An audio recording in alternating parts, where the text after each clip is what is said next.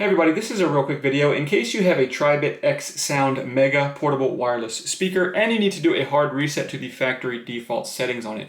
Now you're going to want to do this for one of two reasons. The first one is troubleshooting. If you're having any issues with this speaker not connecting to your phone or other device, or not pairing with Bluetooth, or if it keeps disconnecting, or any kind of issues like that, can very often be fixed with a factory reset.